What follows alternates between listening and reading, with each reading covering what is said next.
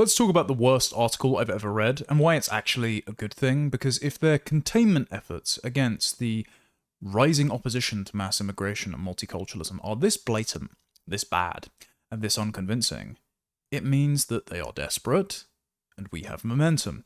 Now, this article in question is by Danny Finkelstein. Now, if you don't know who Danny is, Danny was a former executive editor of The Times. He formerly advised Prime Minister John Major, who succeeded Margaret Thatcher, and advised the leader of the Conservative Party in the interim Blair years, William Hague. He has sat as a Conservative peer in the House of Lords for some time. He is a former chairman of Policy Exchange. He is a chairman of Onward. He is a director of Chelsea Football Club. He is absolutely one of the political elites in Britain. And he is one of the forces for, quote, modernisation in the Conservative Party, remaking the Conservative Party in the image of Tony Blair in the early 2000s. They didn't like allegations that they were the nasty party, and so Finkelstein, Hague, David Cameron, Francis Maude, Michael Gove remade the Conservative Party in the liberal image, and so they are to blame for the 14 years of failed governance that we had to endure, which inflicted mass immigration on our country, economic impoverishment, unwanted cultural change, and the growth and bloat of the blob, the civil service, which actually runs the country. So everything that Danny Finkelstein has done and supported has been awful for Britain. And if you want to know the kinds of articles that he and his compadres were putting out in The Times, which is basically the mouth of Sauron at this point, just a couple of years ago, let's look at William Hague's in 2023. Even right-wingers know we need migrants. This is only the start of the age of migration. Parties from all sides must strive for new ideas or risk French-style chaos. So now their argument has pivoted to, there is no future in the politics of victimhood. The subtitle is, mass migration was a reckless error, but encouraging white majority resentment as a response would be calamitous. Okay, a few things about that before we get into the text of the article. First of all, mass migration was not a reckless error. Danny's friend, Fraser Nelson, once wrote an article in The Telegraph in late 2023 that said that the Boris wave was an accident, not a conspiracy. Untrue. Priti Patel and Boris Johnson changed the law in flagrant violation of even the pro-migration Migration Advisory Committee guidance to open the doors to the third world following Brexit, to fill perceived gaps in the labour market, to fudge the numbers of our declining population, to increase GDP year on year in an expedient fashion, and because, as Dominic Cummings has quoted before, Boris Johnson said he wanted the Financial Times to like him again. So it was not an accident, it was not a reckless error, it was a deliberate policy that is being continued and that you and all of your friends, Danny, supported. And when I posted about this article on Twitter, I won't go through the comments, but allow me to say that lots of people were commenting on Danny's surname and Danny's heritage. And that is because he says there is no future in the politics of victimhood. Now, if I had turned around to Danny and said about the book that he wrote about his parents fleeing the pogroms of Stalinist Russia and the atrocities of the Nazi Holocaust, if I had turned around to him and said, well, there's no future in the politics of victimhood, he would call me anti-Semitic. In fact, it is the claim to being treated unjustly across the centuries that is the cornerstone of the argument for the state of Israel existing and the Jewish people having a homeland with self-determination. Danny has made this argument in the aftermath of October the 7th, going on Times Radio and Talk TV, saying that Jewish people are basically standing alone against the forces of genocidal hatred and that they are right to wage war on Hamas in neighbouring Gaza. Why are the English not afforded the same standard? Well, I think there are two factions here. There are some Jewish intellectuals, and I'm friends with some of them. I've got books by Yoram Hazony and Paul Morland on my shelf behind me that recognise that actually the model of nation states, practiced by Israel now, but practiced by all of the West, Europe, America, for centuries before the Second World War, is actually desirable. To think of yourself as a distinct people, with a distinct culture, with a heritage you want to protect, with an identity that you want to preserve. And so you have children and defend yourself from existential threats to continue that civilization and pass it on to your descendants.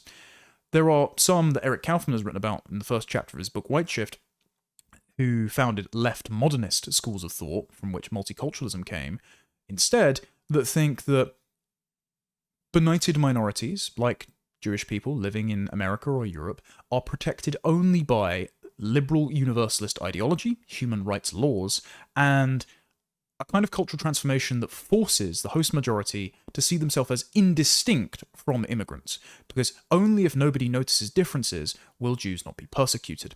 And I don't think Danny falls neatly into either of these camps, but his foot is more squarely in the left modernist camp than it is the national conservative camp, because in this essay he identifies himself as the son of refugees, as himself the descendant of immigrants, and so he thinks of himself in this abstract class of immigrant and refuses to draw distinctions between the types of immigrants and the cultures that they bring to our countries.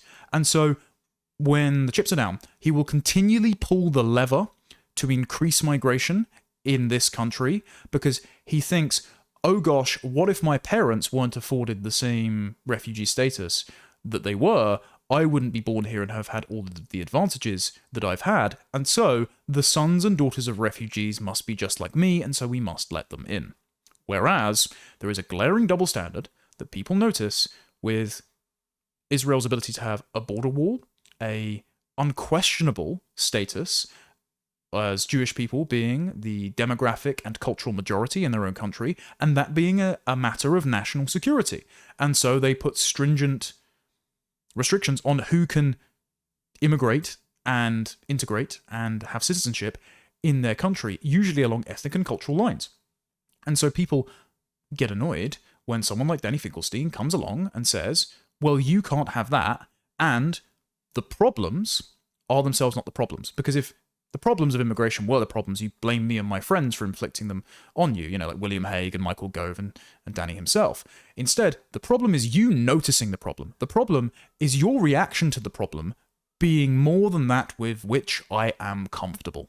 And so we're going to go through this essay because it is the last grasp for power by a liberal establishment who feel their grip weakening, and all they have left is name-calling and attempts to gaslight you that just don't work. So, he opens with, multi-ethnic societies are hard. I'm not saying they should be hard. To be quite honest, people's failure to live and let live baffles me. I'm just saying they are hard. This is the fatal sentence. People's failure to live and let live baffles me. Yes, because not everyone thinks like you. Not everyone is an individualistic, atomistic person who takes everyone as they meet them. This is actually a very English way of going about the world, and if you read Alan McFarlane's Origins of English Individualism, this is a particular product of England's Christian faith, its nuclearized family structure, its common law tradition, its means of property ownership, its relatively migratory patterns of children leaving the home and founding new farmsteads in different places around the country, and therefore having low rates of consanguineous and intergenerational marital households. And this allows us to think more individualistically. This allows us to take people as we meet them. The rest of the world thinks along the lines of clan, ethnicity, family, religion, and so will lie, cheat, and steal to acquire relative advantages to themselves and their collectives. And so, when individualism interacts with virulent collectivism, it is always individualism that gives way. So, if you import people who think collectively, your liberal individualism will be destroyed, Danny. This is what you are encountering. And so what you're encountering instead, among the white majority resentment politics, is the English, not necessarily white, because, well, the majority of European immigrants that came over before Brexit was passed were themselves white. So this isn't necessarily a racial thing. It is a ethnic and national identity thing. The English, a distinct group, are increasing their identity, their awareness of themselves as a group, in direct response to clannish sectarian ethnopolitics taking root in their country as a result of the immigration policies that you and your friends supported, Danny. And Danny writes, there are great advantages to pluralism. Of course there are. Advantages to individuals, like my parents, who can find safety or build a better life in a foreign land, but also to host nations, which benefit from different perspectives and from people who arrive with energy and imagination. Okay. These great advantages are not evident to people outside your wealthy liberal borough. You would have a hard time convincing someone in a northern mill town that immigration has been of great advantage where there are no-go areas in Bradford, Manchester, Oldham, Blackburn, and their daughters have been subjected to repeated abuse and torture by Pakistani grooming gangs. You're not going to convince anyone that the food is worth it, Danny.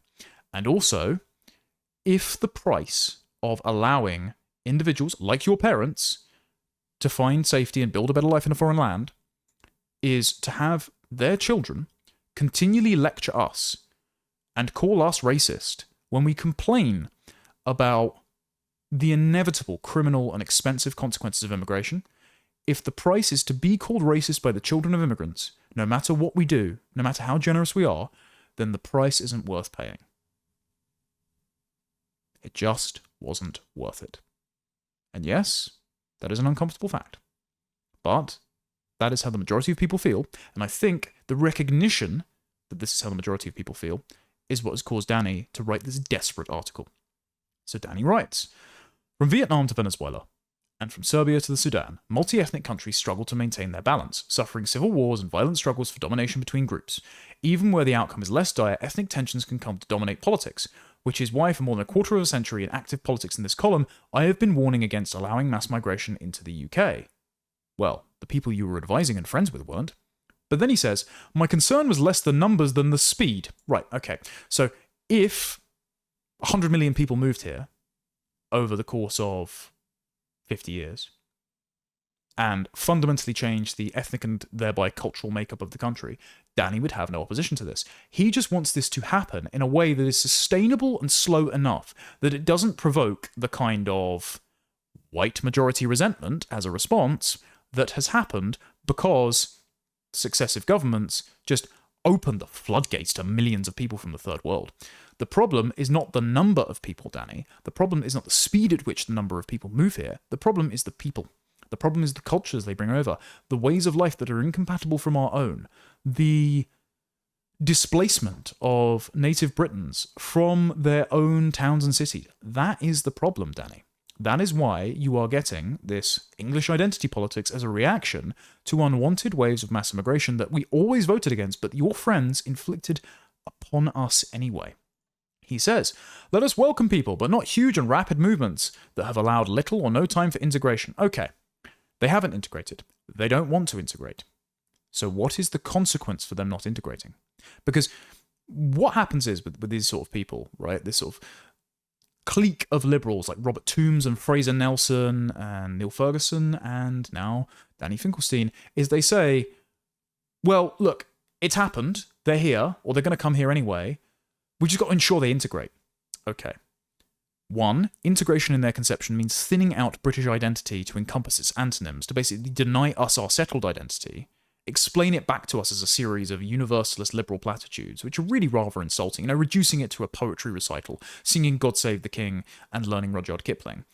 But also, if they don't integrate, they never say that there are any consequences for being unwilling to integrate because they're not willing to remove anyone from the country. They're not willing to assert a muscular identity that actually deters people from wanting to come here. Instead, they will continue to dilute the history, the heritage, and the identity of the settled people of this land until it is unrecognizable and thereby easy to replace wholesale with an entirely foreign culture, like Islam. And so, this is not a plan. This is just an attempt to have demographic and cultural displacement continue apace without you noticing and therefore complaining about it. It's a gaslighting exercise, and it hasn't worked. He says, it was, I argued, a reckless policy we would come to regret. It was an uncomfortable position at times, not least because I am the son of refugees and keenly aware of the impact of saying no to people who want to come here. So this is the problem. Danny's own self-identification as the son of indiscriminate refugees, never mind the fact that policies like the 1952 Refugee Convention were made with European Jews, not North African sex offenders in mind. But because Danny identifies abstractly as the son of refugees, he will always pull the lever to allow more people in. We just need to have, instead, a distinct awareness of ourselves as a people that other peoples are themselves peoples, and yes, we might have friendly relationships with those peoples. We might allow Japanese tourists over, we might allow a few Jewish families in, we might allow freer movement between ourselves and our diasporas in the Anglosphere, you know, heritage Australians and Canadians and Americans. But that doesn't mean that we have to accept everyone around the world indiscriminately, believing they are blank slates, and all capable of integrating, because underneath these layers of sediment, of arbitrary cultural, geographic, and economic differences, we are all fundamentally the same. There's no latent egalitarian nature waiting for us at the bottom of destroying our identity, Danny. You have to understand this. And he says, my family has been safe here precisely because of British culture. We want to be part of it. We hope we have enriched it, but I would never wish to either ignore it or erase it. But you have. That's what the policies that you have supported have done. You have redefined British identity beyond recognition to a set of bland liberal platitudes, and any time someone has raised concerns about the conditions upon which integration are happening, or indigestible barriers to that integration happening among certain groups of people, particularly from the Muslim world, you have decided to call them racist. You have said, again, that white majority resentment is a worse problem than the mass immigration and multiculturalism that has caused said resentment to happen in the first place. So yes, you have ignored and you have helped to raise it. He says, the course of modern politics in Britain, I fear, has vindicated these warnings. Among the most valuable political assets is victimhood, and most political disputes consist of groups arguing over who should be legitimately considered the most victimized. This has now attached itself to ethnic groups. There has been the Black Lives Matter movement, calls for decolonizing museums and the curriculum, calls for reparations for slavery, rows over anti-Semitism in the Labour Party, fury over the way the mainstream has ignored Muslim sensibilities over schooling in Gaza, and now the white majority population is making its own bid for victim status. He says, and this is his characterization of the victim narrative of white Britons, the country is being invaded by foreigners is the claim frequently made, leaving its natives the victims of sex crime and economic exploitation. That is entirely factually true. Between 40 and 47% of sex crimes in London are committed by foreign nationals. That means even more are committed by those who have been recently given British passports and their descendants, who repeat the same economic and criminal patterns as their parents. The welfare bill for refugee and migrant households is in the billions. Why should I be paying for a single foreign national to be in this country? Over 47% of social housing in London is occupied by foreign national head of households, meaning there would be houses of multiple occupancy housing even more of them. So more likely be the second generation descendants of these people take the total to over 50% as well. Why am I paying for any of this? Every single one of those crimes committed by a foreign national or their descendant is an optional consequence of government policy. They didn't need to be here. If they weren't here, they wouldn't have committed those crimes and ruined those lives in the first place. So yes, the native British people are being exploited by both their governments and foreign client groups, neither of which they wanted to happen. This is not a victim narrative. This is a justified complaint. They are petitioning with their concerns to their government because the problems are caused by government policy that you supported, Danny, and so can be solved by government policy if only they rejected your advice. And I think you're afraid of them rejecting your advice and you being relevant any longer, and this is why you've written this piece. He says, my purpose here is not primarily to assess the value of these claims. I have views, of course, thinking, for instance, the demand for slavery reparations is ridiculous, while other claims of victimhood, my own among them naturally, are more plausible. Can we just revisit that for a moment? While other claims of victimhood, my own among them naturally, are more plausible. Right. So, the arguments for the existence of the State of Israel to keep Jewish people safe is more plausible, according to Danny. But the argument for the white British host majority to say, we don't want any more false refugees exploiting the asylum system to come into our country to be housed in hotels at our expense and commit sex crimes against our women and girls. We don't want any more legal Pakistani immigrants from the Mirpur region to come in, sell drugs to children, and then pimp and prostitute them, and then torture and kill many of them. He thinks that's not a legitimate claim to victimhood. He's actually saying, white resentment is a worse problem than all of those problems I just listed.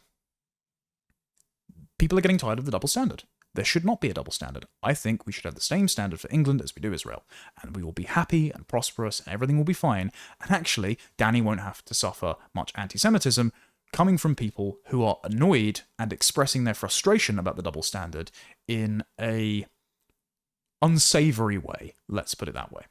He says, instead, I want to note that mass migration has produced a multi-ethnic society. The multi-ethnic societies are hard, and that we need to stop making things harder.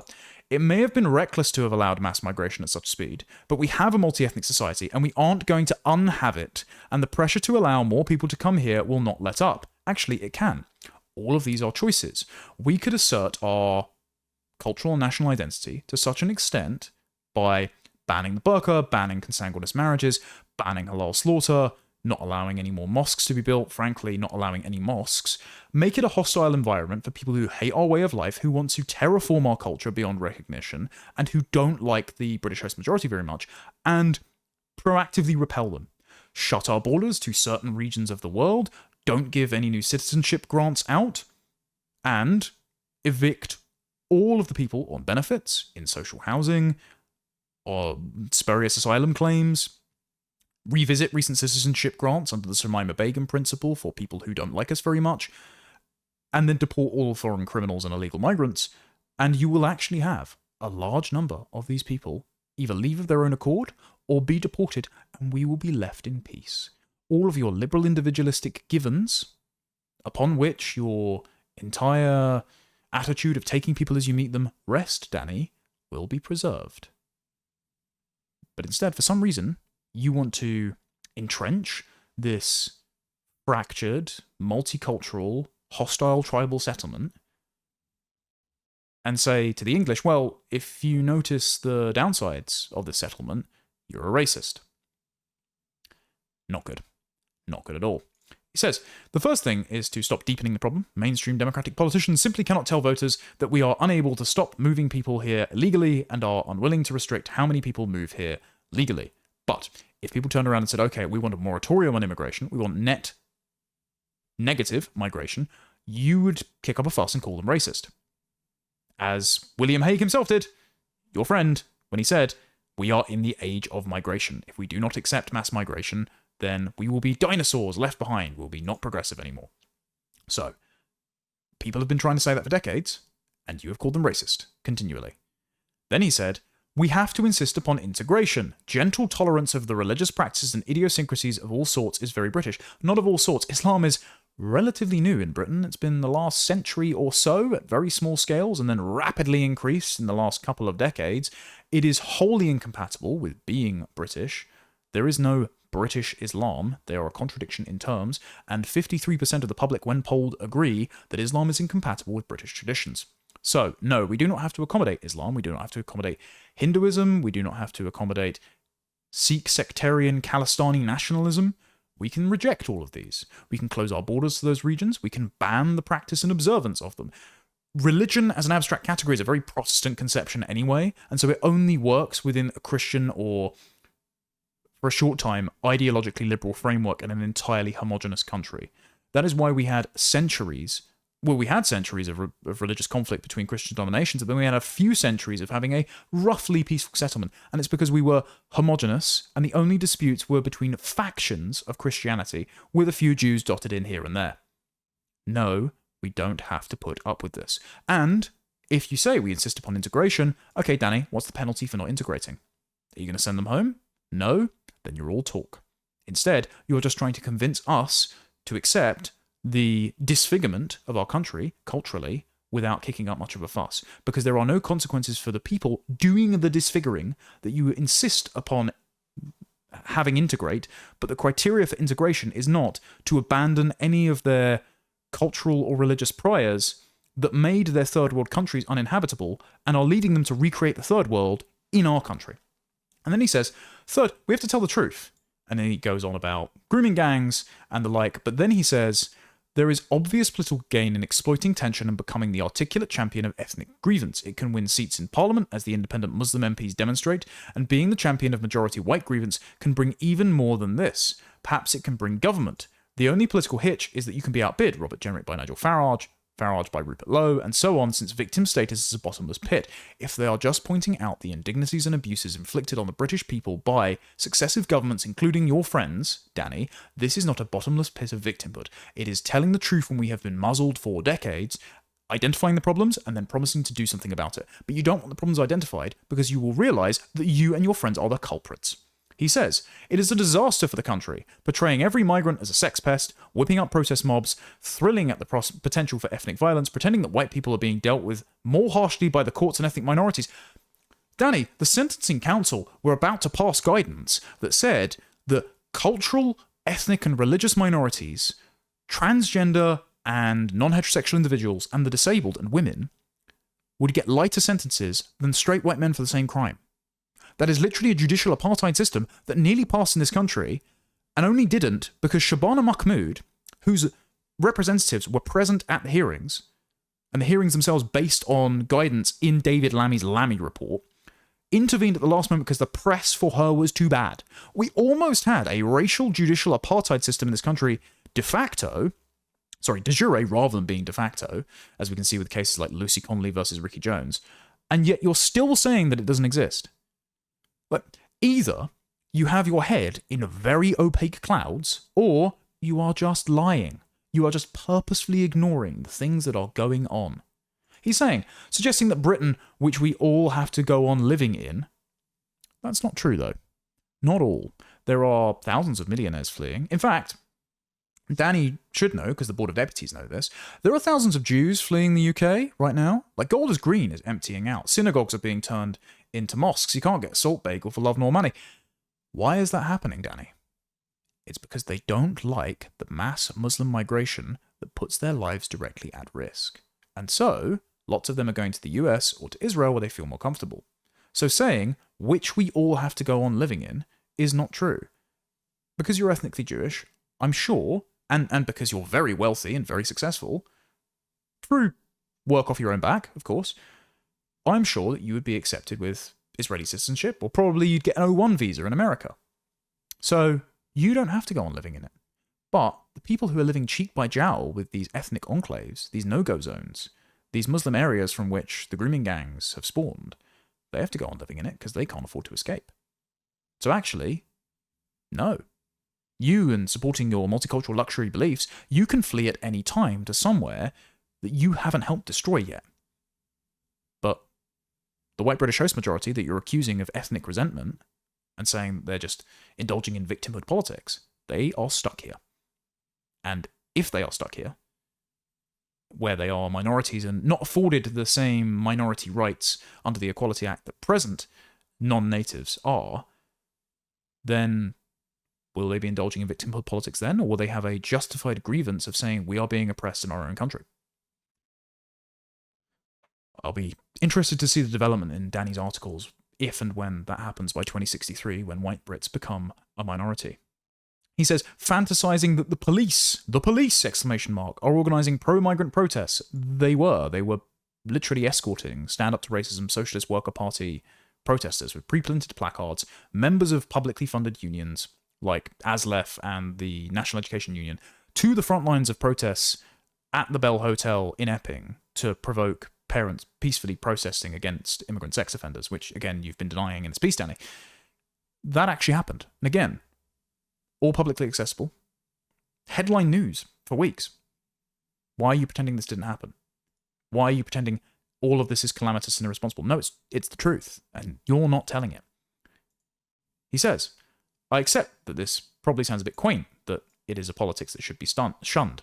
So be it. I realise that combining a tough position on immigration, you don't have one, with some sort of limit on the exploitation of feelings of white victimhood is now deeply unfashionable. But I can't advocate open borders, and I can't join in ethnic war either. Well, even though open borders is the flippant expression for the policies you have supported, it would actually be harder to rubber stamp more visas and approve the entrance of more third world people into Britain than has already been conducted by successive Conservative and Labour parties, who you have either ideologically aligned with under Blair or directly influenced under Cameron, May, Johnson and Sunak. And he says, I still think there are enough of us who feel this way to make a bit of a difference. I don't think there are. And I think this is the reason you wrote this article, is because you're petrified that your way of seeing the world is dying out, because the downsides to multiculturalism, to diversity, to the universal human rights regime that you've been pushing for decades now are apparent. So someone else who's been posting about this as well is John McTernan. John McTernan is a former Blair Labour advisor. And after Migration Watch published some stats created by Juice8882 on X, who you should follow, very good Anon account, John McTernan reacted, a better London has been created. Because London has gone from 95% white British to 39% white British in a single lifetime. And that is according to 2021 census data, which itself is out of date because that was recorded before the Boris wave. Now, John McTernan, as a Blair advisor, is characteristic of the mindset that was endemic to the Blair Labour Party, which the Conservatives remade themselves in the image of. A little while ago, during the debate between Matt Goodwin and Michael Gove on what it means to be British, John McTernan expresses outrage that Rishi Sunak is not English, and then says he believes in nationalities and that races and ethnicities don't exist. So, the problem with Blairism is that it was just the ethnic cleansing of the English with polite, procedural, liberal window dressing. And this was admitted by a speechwriter called Andrew Nether during the Blair years, just after Tony Blair had left power. And he had said that the major shift in immigration policy came after the publication of a policy paper from the Performance and Innovation Unit, a Downing Street think tank, in the Cabinet Office in 2001. He then wrote a immigration speech for Barbara Roche, who was the Home Office immigration minister who introduced the American term, a nation of immigrants, into British discourse where it hadn't been before, because we've never been a nation of immigrants unless you're calling the Viking invasions and the Norman conquest immigration, at which point we should probably have a pretty stark discussion about what the Windrush generation was.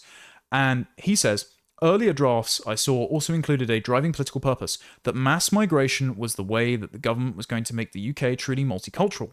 I remember coming away from some discussions with a clear sense that the policy was intended, even if this wasn't its main purpose, to rub the right's nose in diversity and render their arguments out of date. So the purpose of Blair years immigration and multicultural policy was to destroy their political enemies and cement a multi-ethnic, multicultural settlement that meant that politics was on liberal rails from here until forever.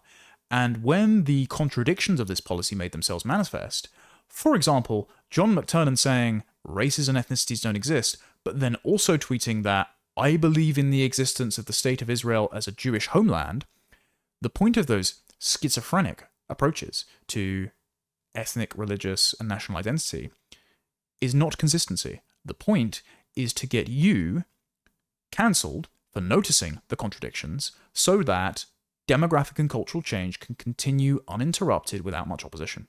Now, the great irony of this is that it has led, rather than the right to being rendered out of date, to the rise of a national conservative, post-liberal right. And this is well represented, actually, in a piece that came out a couple of days ago by my friend James Orr being the mentor to Vice President J.D. Vance and a cultivator of young talent over at Cambridge. I didn't go to Cambridge, I wasn't wealthy or fortunate enough, but I have mixed with some of Orr's proteges, and there are some really intelligent people on the frontiers of UK politics, both on and away from the camera. But James in this piece tells a little anecdote, a meeting that he held with members of the Conservative Party, because he is somewhat of a advisor going between the likes of Reform UK and the Conservatives with his Centre for Better Britain. And he flits back and forth between the Trump administration and has the ear of the Vice President, so he is taken seriously in these circles. And he addressed a bunch of shell-shocked Tories who lost control of all their major councils and lost hundreds of seats. It was an absolute bloodbath under Kemi Badenoch. And he says, to my astonishment, the post-speech discussion veered instantly towards the war in Ukraine and the US Vice President's perceived incivility towards President Zelensky. Momentarily losing my composure, I accused them of suffering from Ukraine brain and argued that polling in the run-up to the election had made it unambiguously clear that the British people would rather its leaders prioritise the defence of Kent over the defence of Kiev. There followed a stunned silence that was broken eventually by an aggressively whispered, Kiev. The point is, a Conservative old guard the One Nation faction, fundamentally George Bush-esque liberals, are still obsessed with huffing the fading fumes of the end of history. They're Francis Fukuyama-style liberals who believe that all they need to do is roll out liberal democracy and state-managed capitalism like a blueprint to the rest of the world, and they will unleash this latent egalitarian nature that Danny Finkelstein's article sort of hints at among all immigrants in places like Iraq, Afghanistan, Libya, Syria, and all the other places where they waged failed regime change wars. And there's a few reasons why a young cohort of right-wingers despise this. Number one, they recognize that there are differences between peoples because they've been forced to live around them in their own countries despite their expressed wishes not to have immigration. Number two, they've seen a number of foreign policy ventures in the countries I just named by the US, the UK, and the global American empire in recent years, and so are very skeptical of proactive foreign interventionism and adventurism. And number three, what are you actually fighting for in Ukraine? Because it would be very different if we were assisting the Ukrainians, who are somehow a historical close ally of ours, from their culture being eradicated and their people being conquered by a hostile foreign power. Like, if the Japanese were invaded by the Chinese, I think it would be understandable that we would help them a little bit. Probably through loans and armaments they would repay back after they won a war. What are we fighting for, or what are we helping the Ukrainians fight for, if not just to make their country another vessel to fill with African migration? Like, I don't want them to make it. I don't want to involve myself in a costly conflict, spending blood and treasure on turning Ukraine into another economic landing strip. They're already like the surrogacy capital of the world, inflicting atrocities on unborn children and selling them to rich celebrities who were either too reckless to have kids of their own or are voluntarily depriving those children of one or more of their biological birth parents because they're in a same-sex relationship.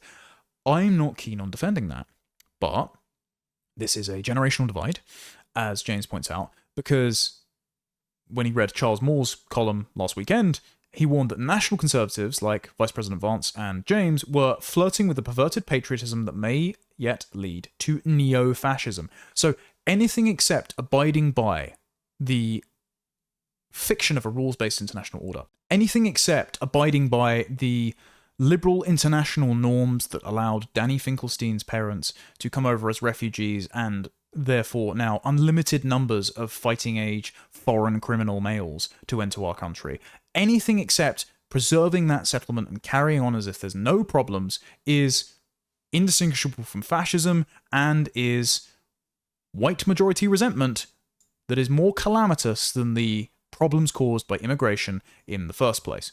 And so James writes later down the line, this mindset, World War II brain, the idea that every single conflict is a rerun of the Second World War, that Zelensky is Churchill and that Putin is Hitler, that we also must be Churchill, even though Churchill took the fight to foreign invaders abroad, and then when they arrive in our country, we must actually act like Chamberlain and appease them. So we have to be Chamberlain at home but Churchill abroad. As Harrison Pitt recently joked on an episode of Deprogrammed, if the Wagner group had rocked up in a dinghy from Calais into Britain, would we suddenly be obliged to pay for their hotel fees and after a couple of years recognise them as indistinguishably British from themselves, and then be in the absurd proposition that the Wagner group were launching counterinsurgency efforts, so it'd be British nationals fighting the British government even though they are still Russian mercenaries? Like, Charles Moore would not abide by any of this, but there's a different standard that applies when it is migrants from the third world, for example. Absolutely insane. But, as James says, this mindset, World War II brain, in the idiolect of the right-wing Zoomers who are mostly mystified by it, motivates hopelessly muddled thinking and ignores the realpolitik of Russia's long-standing paranoia over NATO, the conflict's devastating effects on European energy prices, and the disastrous realignment of Russia with China. Not just does it ignore all of those obvious and foreseeable problems that have been caused by this liberal international order and the fictions that you can govern geopolitics by a set of rules that everyone with different cultural priors will abide by, it also just isn't our problem when our countries are falling apart. Like, James says, thankfully this is a mindset the US Vice President unequivocally rejects. And I think for Britain to be fixed, you need a British equivalent to J.D. Vance who thinks in the same fashion.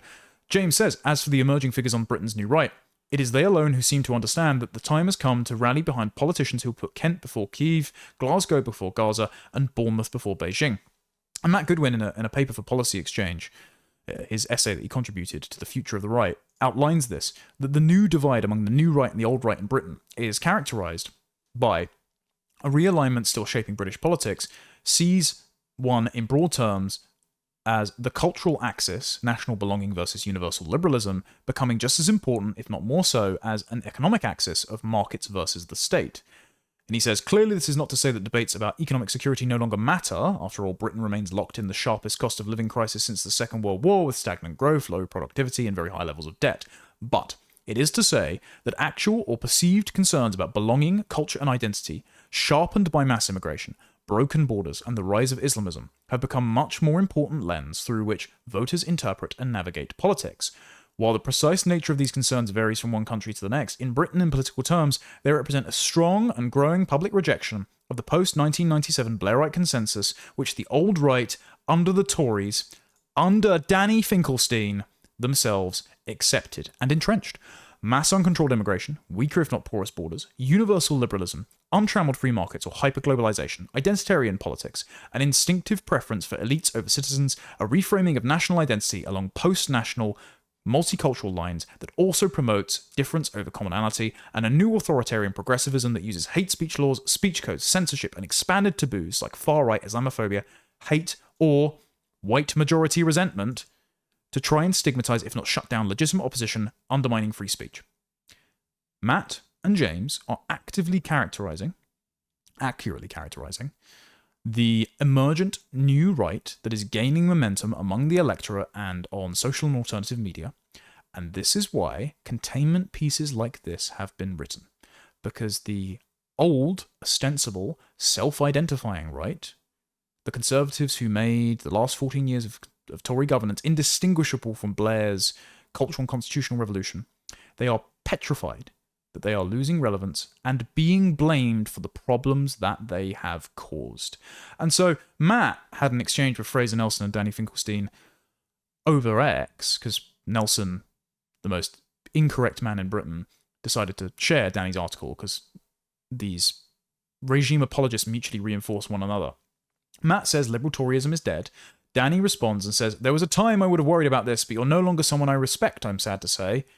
Nobody respects you, Danny. It's only this lift full of people who have locked the doors and continue huffing each other's farts, who still affirm that there's nothing wrong, whereas the majority of the public can just look outside the window and see that the country is a less pleasant, unfamiliar, unsafe, unproductive, unsustainable place, and that they want all the people causing these problems to go home or be held accountable.